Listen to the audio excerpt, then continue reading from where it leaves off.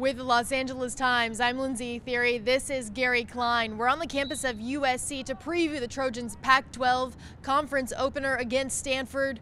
3 weeks into the season, USC no longer an honorary member of the Sun Belt Conference. We shouldn't expect any routes like they had over Arkansas State and Idaho. Gary, what do you think of this matchup?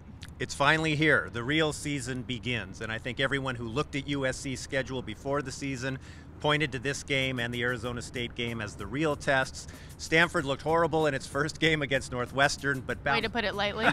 but bounced back against Central Florida and showed a little bit of creativity. So I think this game has the potential to live up to what people thought it would be. We'll see if USC can maintain the momentum it got in those first two easy games and whether Stanford is really as good as it showed in its second game. The game will feature two fifth-year senior quarterbacks, Cody Kessler and Kevin Hogan. Both obviously have watched plenty of film on the other team's defense. Kevin Hogan will be going against a very young USC secondary. Yeah, I'll break down Hogan a little bit, and then you can get to Cody Kessler, okay? Because we're analysts now.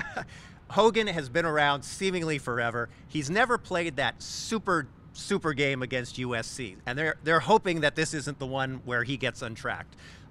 We saw last week against Central Florida, they kind of went into their bag of tricks, used a flea flicker to score their first touchdown pass. But Steve Sarkisian has talked about how with Hogan, it's all about momentum. If you give him a chance to get into a rhythm, like most quarterbacks, he's going to really pick it up. So USC needs to shut him down early and force them to go to their ground game and be able to stop that. And Cody Kessler is going for his third win as the third-year starter against the Cardinals. So I think Cody probably just wants to stick with the game plan that they've had the last couple of years. This year, though, he does have a stable of tailbacks. What do you think we'll see there? Because all five have really played in the first two games. Actually, Justin Davis was held out of the first because of an injury. But I don't think we're going to see all five against Stanford in a prominent role. No, I think you're right. If we see Dominic Davis and Cedric Ware, I think it will be just in, maybe spot duty. I fully expect to see Trey Madden starting the game. Justin Davis ran very impressively in his return against Idaho, ran harder and stronger than I think we've seen him during his career.